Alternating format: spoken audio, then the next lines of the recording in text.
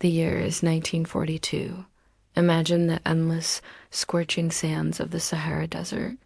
The sun beats down with merciless intensity, pushing the temperature to a blistering 120 degrees Fahrenheit. In this vast emptiness, a woman lies collapsed. Her name is Sarah Mitchell. Her water ran out 3 days ago. Her lips are cracked, her body is failing, and high above, vultures circle, patiently waiting. This is where her story should have tragically ended. But then something impossible happens.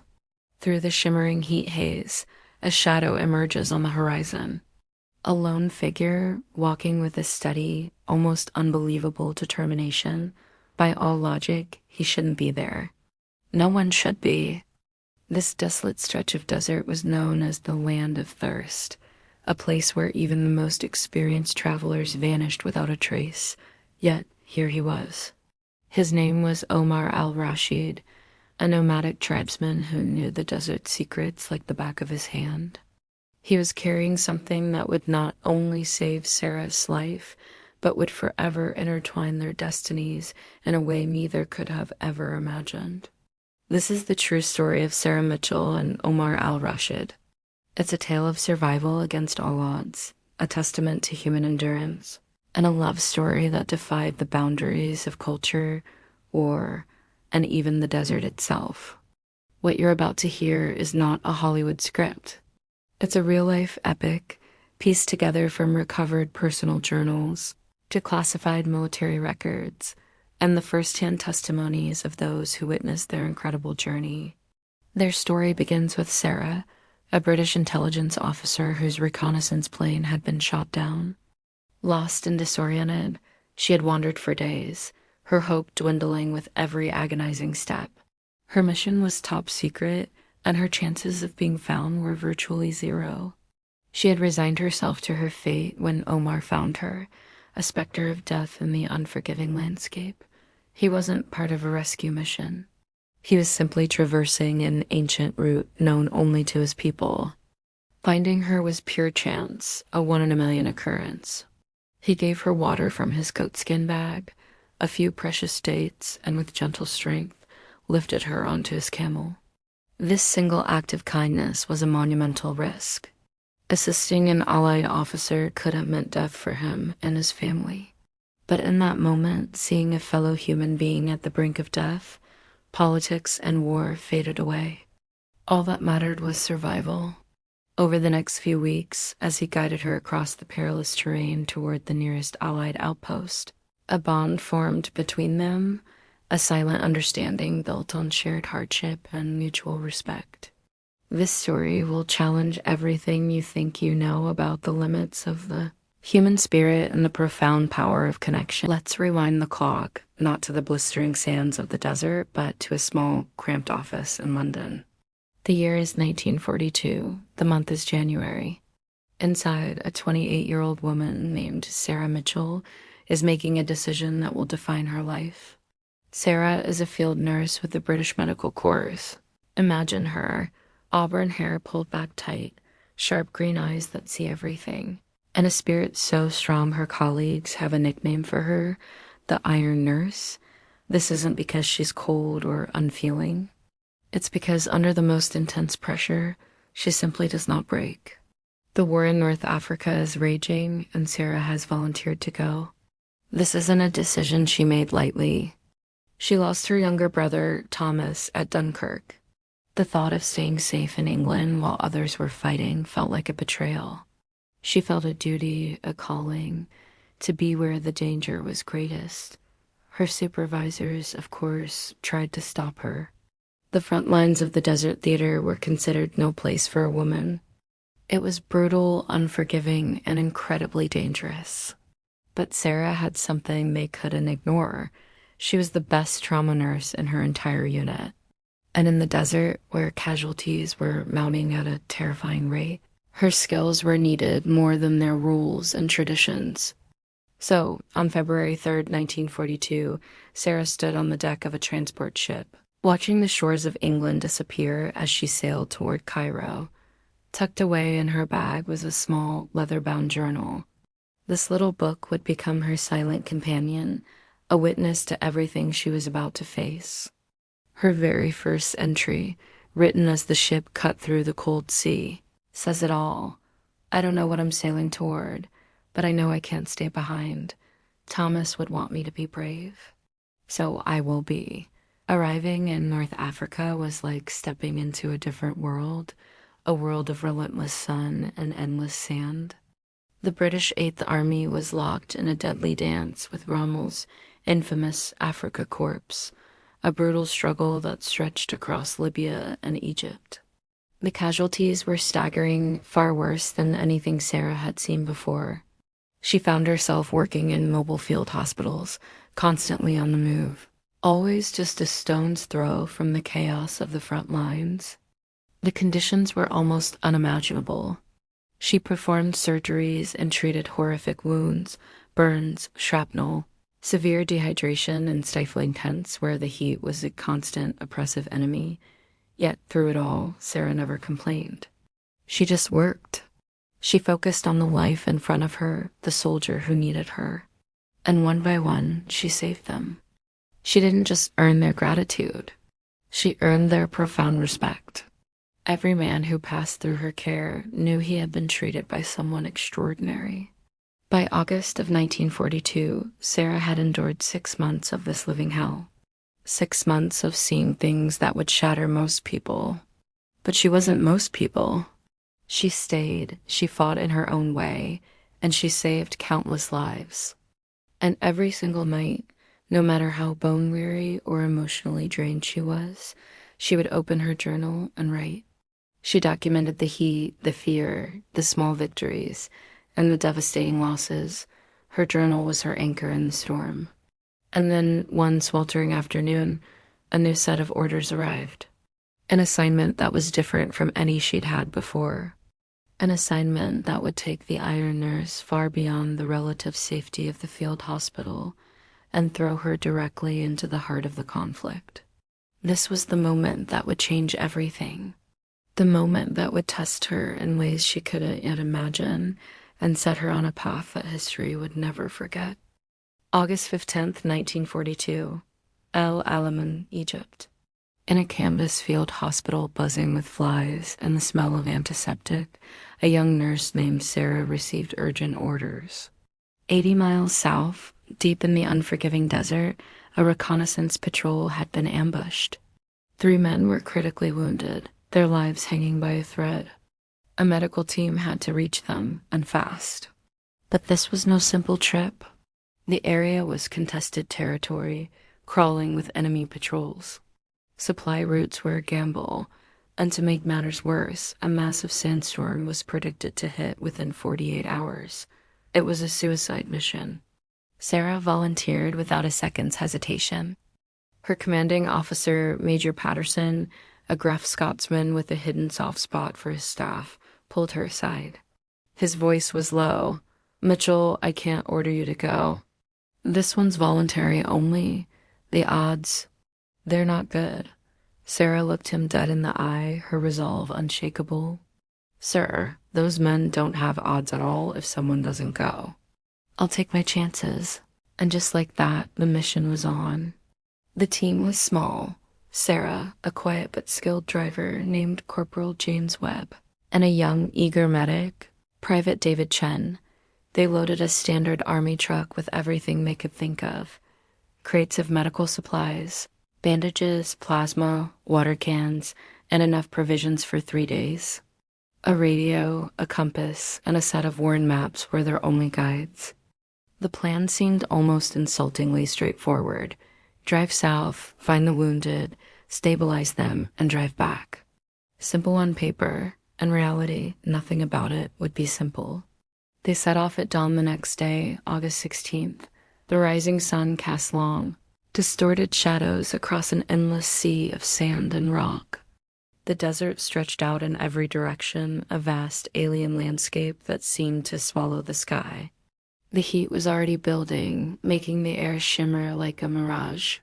Webb gripped the wheel, his knuckles white, navigating the rough terrain while Sarah and Chen sat in the back, meticulously reviewing their medical protocols. Despite the danger, their spirits were high. The truck's engine hummed a reliable tune, and they were making good time. They expected to reach the stranded patrol by evening, but the desert has its own timetable.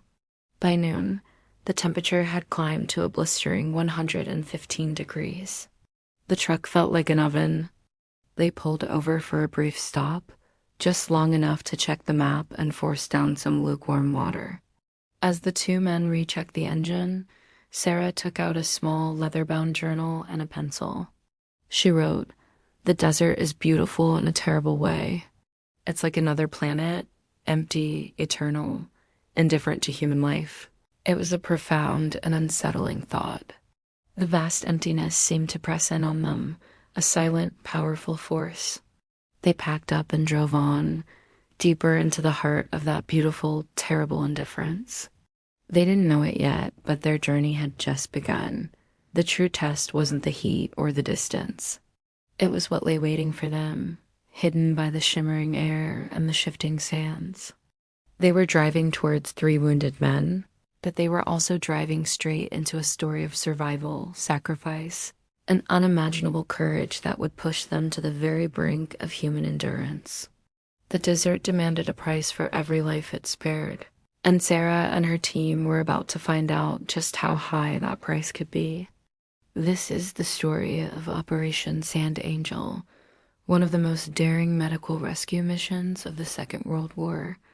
What happened next in that vast, empty wilderness would become a legend, a testament to the quiet heroes. At 3 in the afternoon, they heard it, a distant, droning sound. It was the unmistakable hum of aircraft. Webb squinted, his eyes scanning the vast, empty sky. And there they were, 3 German fighters, likely heading back from a raid. They were miles away, just specks against the blue, not a threat. But then, the unthinkable happened. One of them turned. "Get down." Webb's voice was a raw shout against the engine's rumble. But it was too late. The plane came in low, a predator descending on its prey. The air filled with the terrifying sound of its cannons as it strafed the ground. Bullets tore through the sand, kicking up plumes of dust, walking a deadly line straight toward their truck. Webb yanked the wheel hard, swerving desperately, but the open desert offered no escape, no cover at all. The fighter made its first terrifying pass and then banked, circling around for another. The second pass was devastating. A hail of bullets ripped through the truck's engine, shattering the metal and glass. The cab was torn apart, the supplies in the back shredded. In an instant, Webb was killed. Chun cried out, hit in the leg and shoulder. At the same moment, Sarah felt a violent slam into her side, a white-hot, blinding pain that made her vision blur and swim. The truck, mortally wounded, lurched sideways, rolled over with a gut-wrenching screech of metal, and finally came to a dead stop on its side. When Sarah blinked back to consciousness, the world was eerily silent. The German plane was gone. The only sound was the soft hissing of the ruined engine and the whisper of the wind across the dunes. She tried to move, and a scream tore from her throat. The pain was excruciating. Her ribs were broken, maybe her collarbone too. She looked down and saw blood soaking through the fabric of her uniform. Nearby, Chun was moaning in agony. Webb wasn't moving at all. Fighting back the pain and the rising tide of panic, Sarah forced herself to function. Years of training took over, a cold, clear voice in her head cutting through the chaos. She crawled, every movement an ordeal, over to Chun. She quickly assessed his wounds, her hands surprisingly steady as she applied pressure to stop the bleeding. She found the medical kit miraculously intact and gave him a shot of morphine. Then, with a heavy heart, she checked on Webb. She only needed a moment to confirm what she already knew in her gut. He was gone. The silence of the desert seemed to press in on her as she finally took stock of their situation. And that's when her heart truly sank into a pit of despair. The truck was a mangled wreck, completely destroyed. The radio, their only link to the outside world, was shattered into 1,000 useless pieces. Worse still, most of their water, the lifeblood of survival in this furnace, had leaked out from punctured canteens or been destroyed in the attack. They were 40 miles from base, deep in contested territory, with the first signs of a sandstorm gathering on the horizon. And the most terrifying realization of all, no one knew exactly where they were. Sarah Mitchell was a trauma nurse, trained to handle the worst emergencies, to thrive under immense pressure. But the academy, the Aya, nothing could have prepared her for this. Stranded, alone in the unforgiving desert with a dying man, a handful of supplies, and absolutely no way to call for help. The vast, silent emptiness was a new kind of pressure, a new kind of emergency. She pushed down the rising panic and did what she always did. She focused on the problem right in front of her. Step 1, shelter. The sun was a merciless enemy. The mangled, overturned truck offered a sliver of shade. She dragged the man, Chen, into its shadow. A searing pain shot through her own side with every agonizing movement, a sharp reminder of her own injuries. But she couldn't stop. Not now. Step 2, water. Sifting through the wreckage, she salvaged 2 canteens. 4 liters, maybe. In this blistering heat, that was 2 days of life, if they were lucky, if they rationed every single drop. Much less if they dared to move. Step 3, signaling. Hope came in the form of a small, glinting mirror from the truck's side view and a flare gun. 2 flares, 2 chances. And it was a massive if, a plane passed overhead in this endless sky, she could try to signal it. But out here in the heart of nowhere, search aircraft were little more than a myth. Chun's consciousness was a flickering candle in the wind. He'd drift away, then come back, his eyes struggling to focus. Sarah, ignoring her own exhaustion, changed his blood-soaked bandages. She carefully gave him tiny sips of their precious water, the cool liquid a temporary balm, and she talked. She talked constantly, a steady stream of words to anchor him to the living world.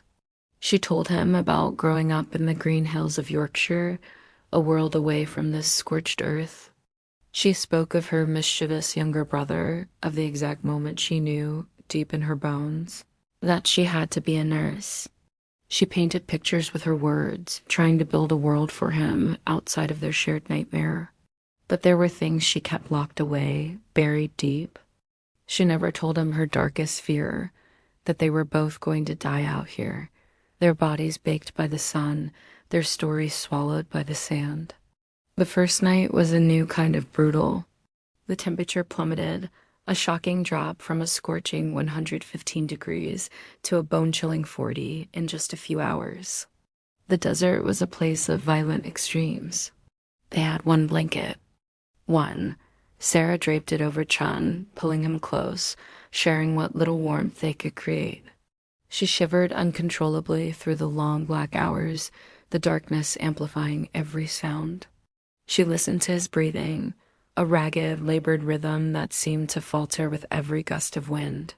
She found herself holding her own breath, just waiting, wondering if he would survive to see the morning.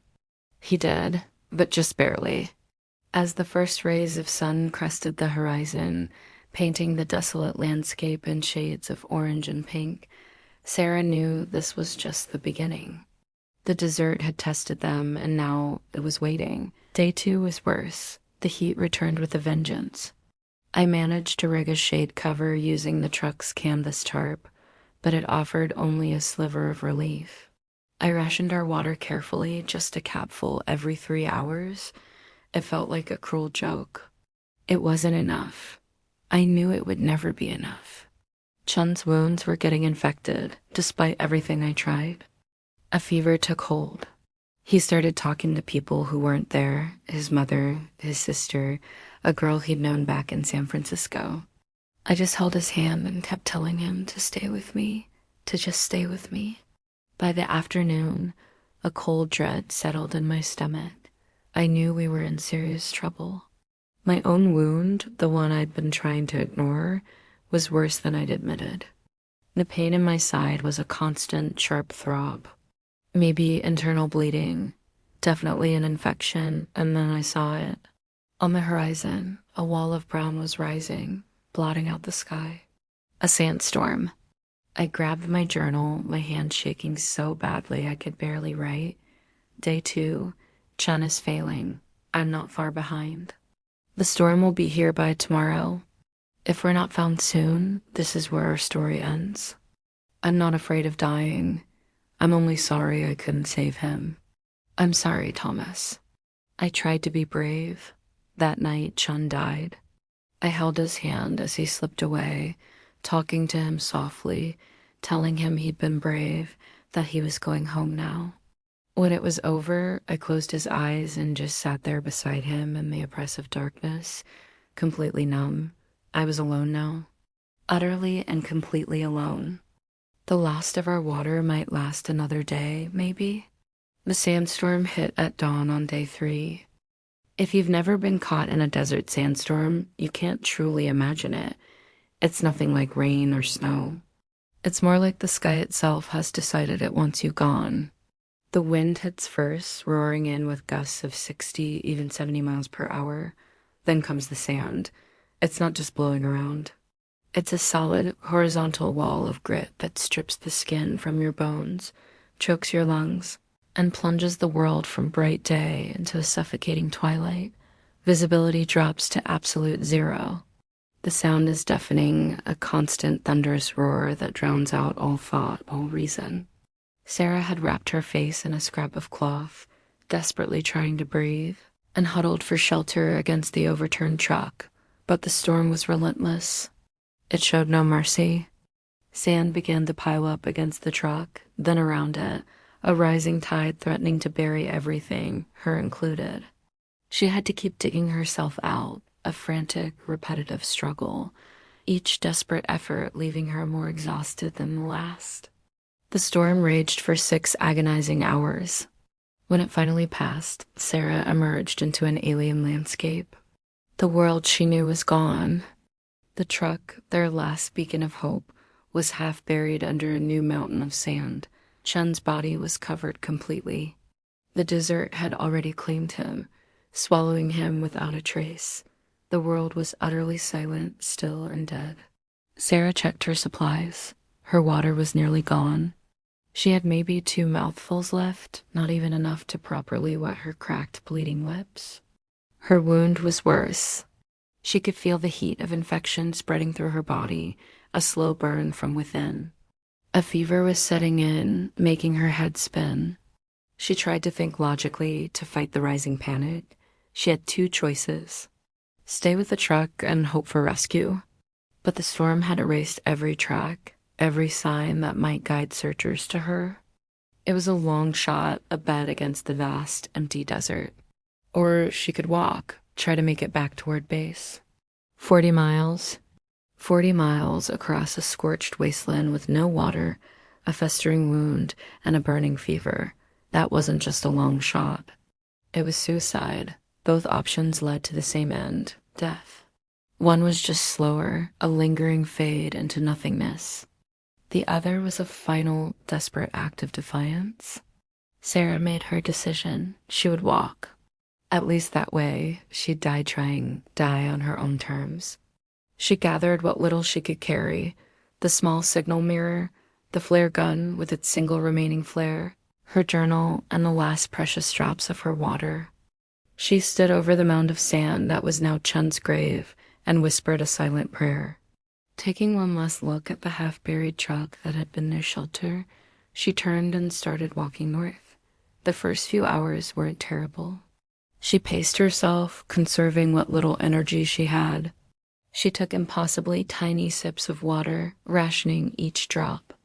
She used a piece of her uniform to shield her head from the relentless sun. She was smart, walking only during the cooler parts of the day, the early morning and late afternoon, and resting during the peak heat, when the sun was a merciless hammer in the sky. But by that first evening, the water was gone. The last drop slid down her raw throat, and a new kind of fear, cold and sharp, pierced through the haze of her fever. By the next morning, she was in serious trouble. Dehydration does terrible things to the human body. Your blood thickens, turning to sludge.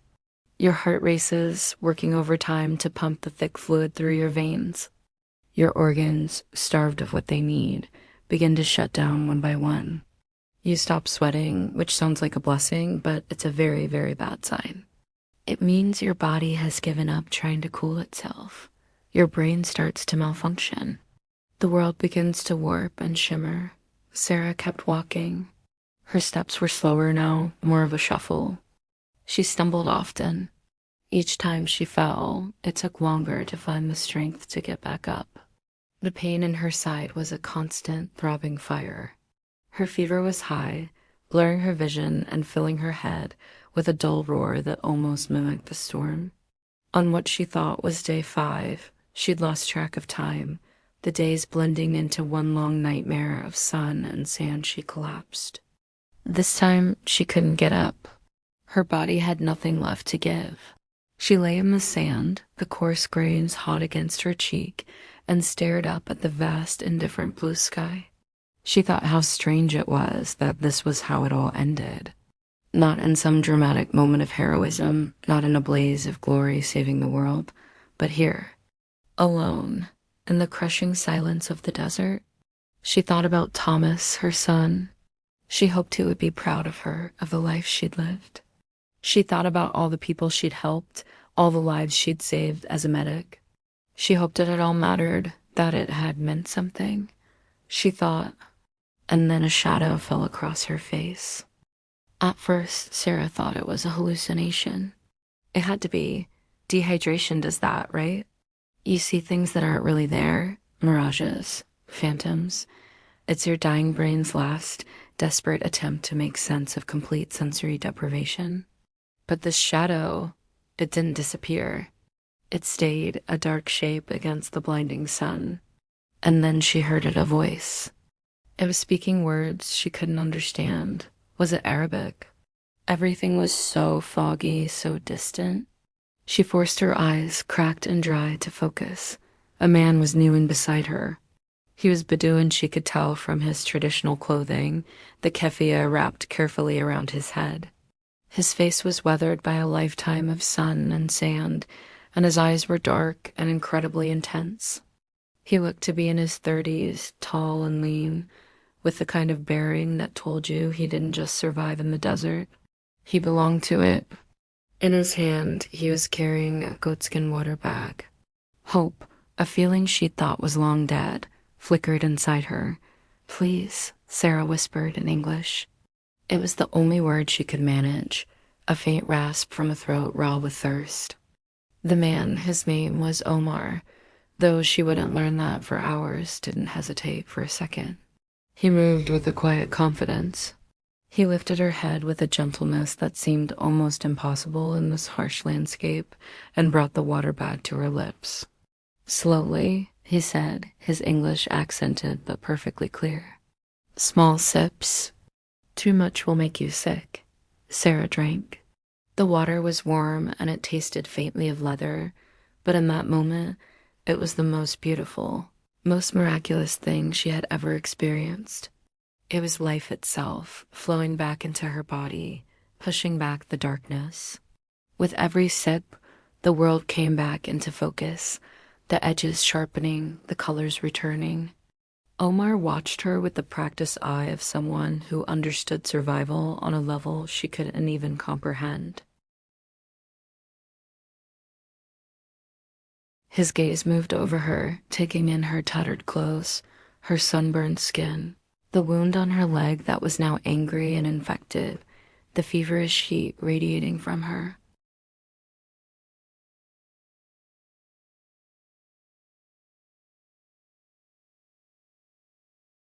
He made a decision, quickly and without a word. He needed to get her to shelter, to treat her properly, but it was obvious she was far too weak to walk even a few steps. So he did something extraordinary. He lifted her into his arms, and he carried her. For 3 miles, across the burning, shifting sands, under the relentless glare of the sun, Omar carried Sarah Mitchell. He didn't stop. He didn't falter. He just walked, his steps sure and steady, a stranger carrying another stranger to safety. He brought her to his camp, a small, temporary settlement where his family was traveling through this remote part of the desert. It wasn't much to look at: a simple tent, a few camels, the quiet hum of a family living their life. But to Sarah, it was an oasis. It was paradise. There were other people, his family, who looked at her with concern, not suspicion. Most importantly, there was more water and there were medical supplies. But here is where this story goes from being about incredible survival to something truly remarkable, something that feels like it was written by fate itself. You see, Omar shouldn't have been there at all. His family's traditional migratory route, the path they had followed for generations, was dozens of miles to the north. They never came this way, but just a few days earlier, Omar's youngest son had fallen ill. It wasn't serious, but he had a persistent fever that worried Omar and his wife.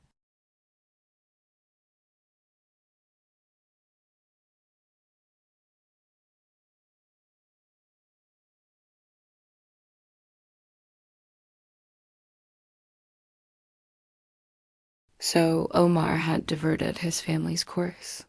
He took them miles off their path, into an area they never would have otherwise entered, on a quest to find a simple herb to heal his son. It was a journey born from a father's love.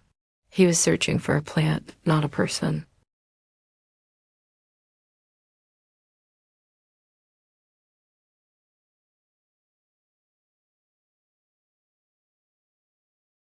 Think about the odds, the sheer astronomical improbability of it all.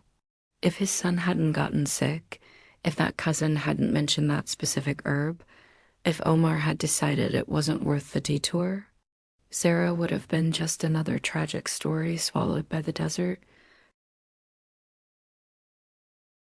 A tourist from America and a Bedouin nomad, living worlds apart, their lives running on completely parallel tracks that should never, ever intersect. And yet they did. In the middle of nowhere, Omar Al-Rashid was a guide, a trader, a man of the desert.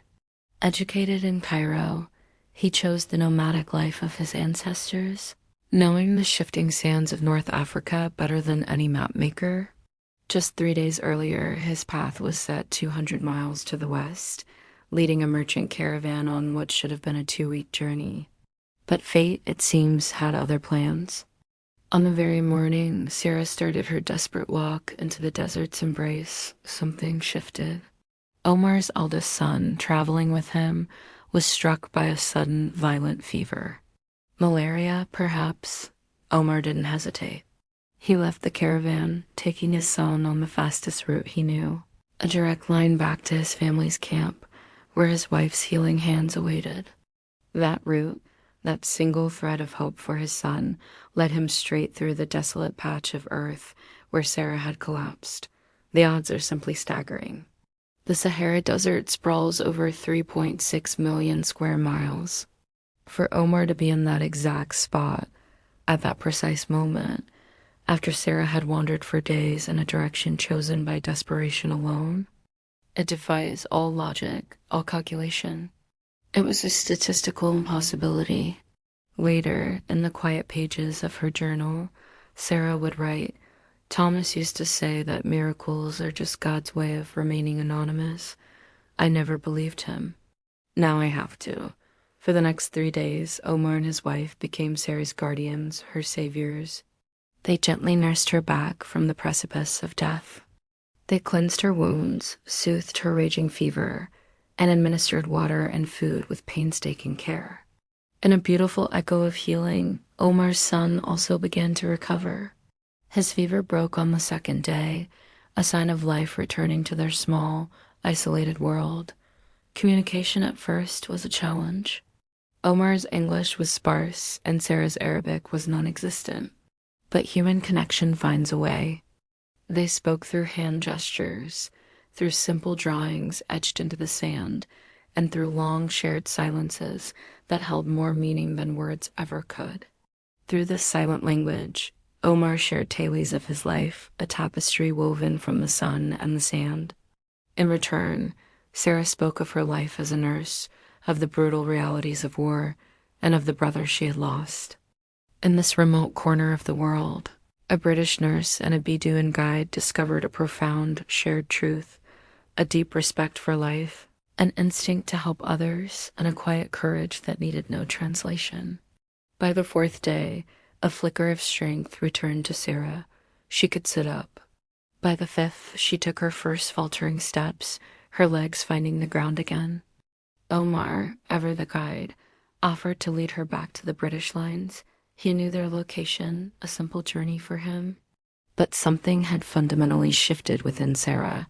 The desert had acted as a crucible, burning away everything that wasn't essential, leaving only the raw, undeniable core of her being. And what mattered most was sitting right across from her, patiently teaching her new words in Arabic, his face breaking into a warm laugh at her clumsy pronunciation. On their sixth day together, she finally found the words. "Omar," she said, her voice still raspy but clear, "thank you." "For my life." He gifted her with a smile she had come to know well, a smile that transformed his serious, weathered face into something beautiful. "It is not yours or mine to take credit for," he replied softly. "We are where we are meant to be." On the seventh day, the modern world returned with the roar of engines. A British patrol. A search party had finally been organized for the missing medical team. Sarah knew she had to go. Her duty, her old life, was calling her back. But as she prepared to leave, she understood with a painful clarity that a part of her would forever remain in that tent, with the man who had not just saved her body, but had reawakened her soul. As a final gesture, Omar pressed a small, smooth turquoise stone into her palm. "So you remember," he said. "Remember that the desert is not always cruel. Sometimes it reveals what we need to see." The patrol took her back to the base, back to a world of reports, debriefings, and military order. She filed the necessary paperwork, finally allowing herself to properly mourn Webb and Chun. She was decorated for her extraordinary courage and survival, a hero in the eyes of her superiors. But 3 months later, Sarah Mitchell did something that sent shockwaves through her world. She requested a discharge from the British Medical Corps. She relinquished her commission, her career, everything she had meticulously.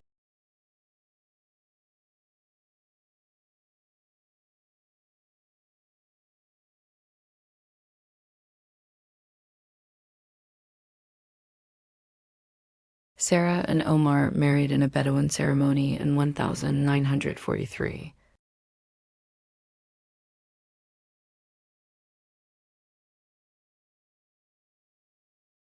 Instead, it was a ceremony under the vast desert sky, witnessed by Omar's tribe, under the same stars that had guided him to her. It was a union of two cultures, a promise made in the heart of the wilderness that had so nearly claimed her. For Sarah, this was the beginning of a life she could never have imagined.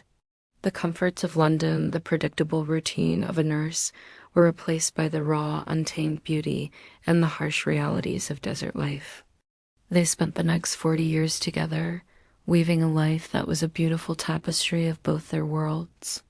They lived a nomadic existence, moving between the endless sands of the desert and small, scattered settlements on its fringes. Their home wasn't a single building, but the ever-shifting landscape itself. They became a legendary team.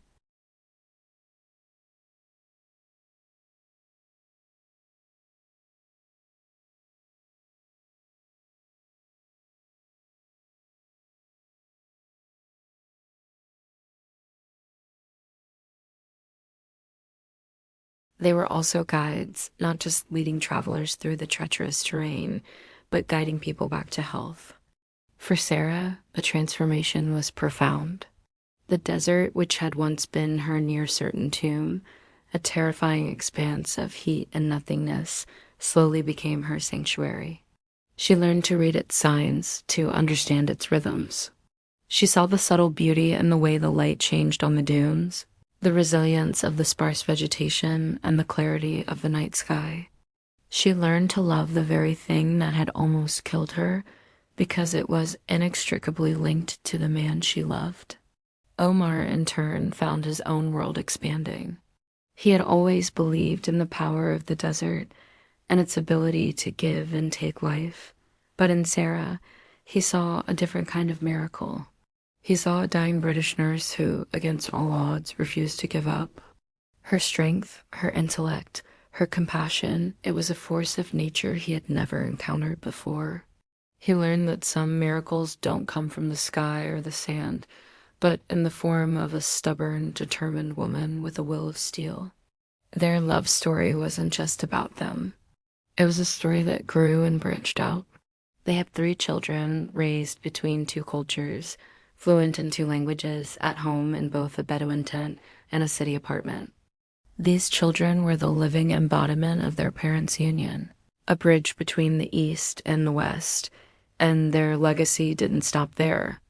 Together, Sarah and Omar saved countless lives. People would travel for days to seek their help. They treated everything from scorpion stings and broken bones to infectious diseases, combining modern medicine with ancient wisdom. They built a life that didn't erase their differences, but celebrated them. It was a life that honored both their traditions, proving that love could not only cross divides, but build a new, stronger world in the space between. Their partnership was a dance of equals. Sarah taught Omar's tribe about hygiene and sanitation, introducing basic medical practices that saved many children. Omar taught Sarah how to find water where there seemed to be none, how to navigate by the stars, and how to understand the complex social codes of the desert people. They were a perfect complement to one another.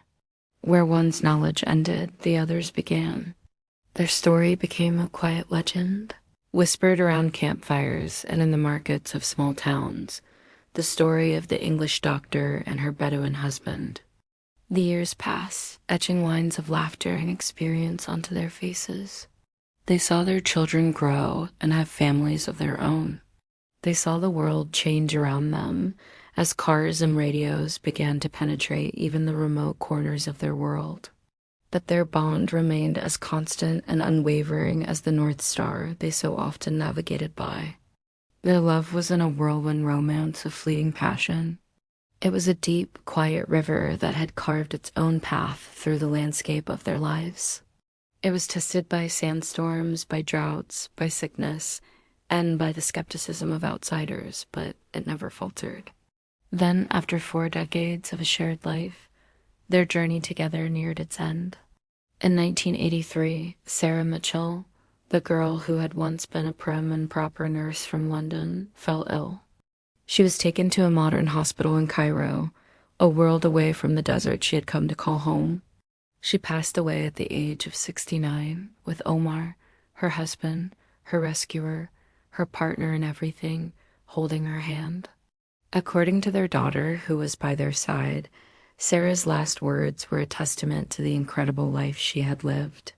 She whispered, "The desert brought me to you. I have never regretted a single day."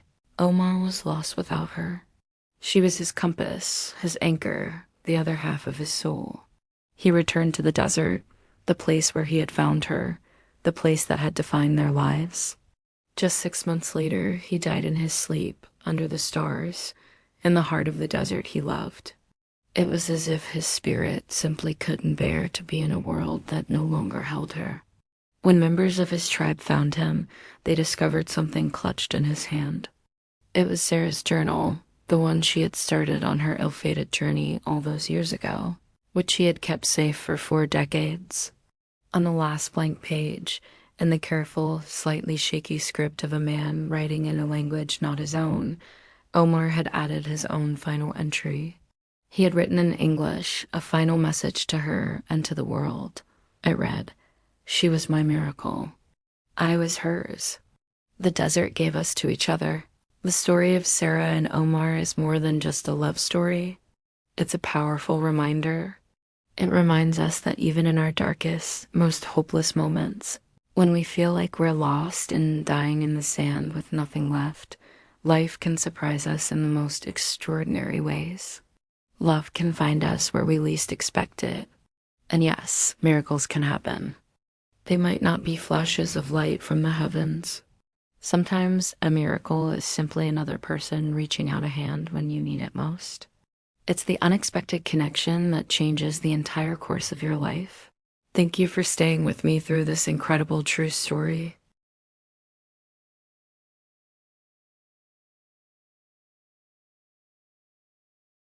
If this story moved you, please hit that like button and subscribe for more amazing real life stories.